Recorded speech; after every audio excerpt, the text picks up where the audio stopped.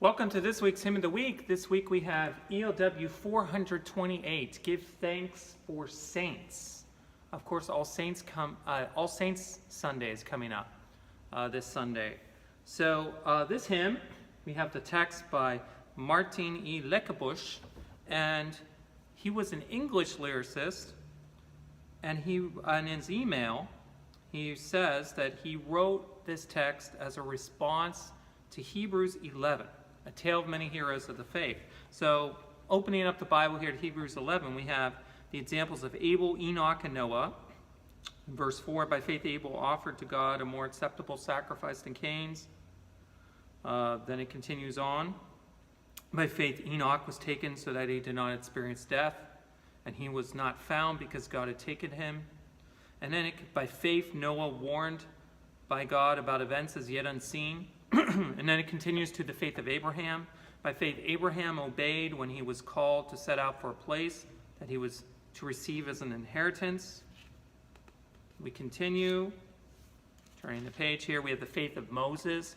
By faith, Moses was hidden by his parents for 3 months after his birth because they saw that the child was beautiful and they were not afraid of the king's edict.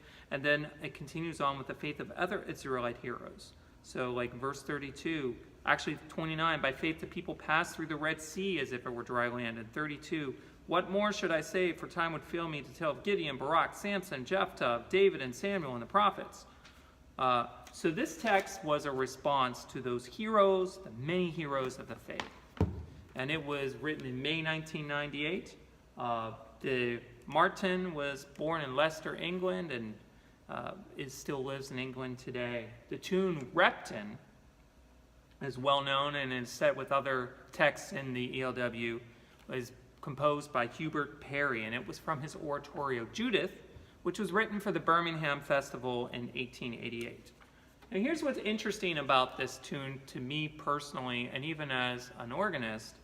There's a unique, powerful marriage of harmony and melody, which I feel is very necessary for this hymn. There are others that believe this way too.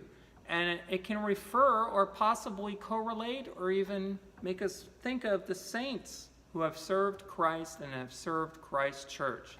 So take a moment maybe to think of a saint, a modern day saint, someone that stood up for Christ and for Christ's church and the kingdom.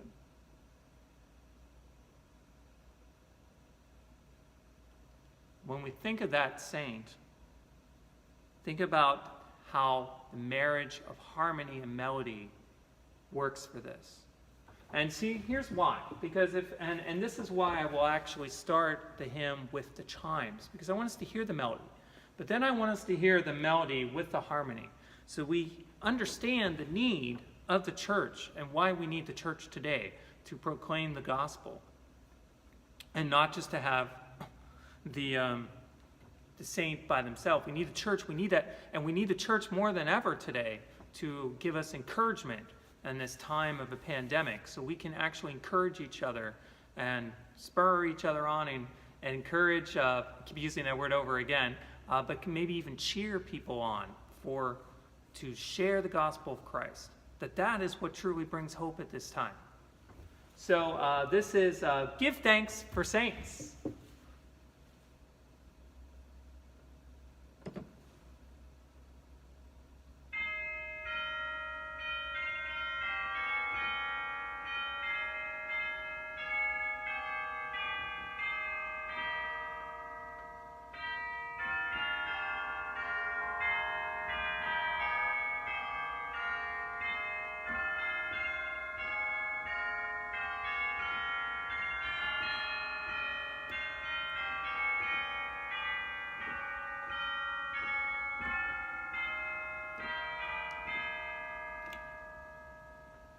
Give thanks for those whose faith is firm when all around seems bleak.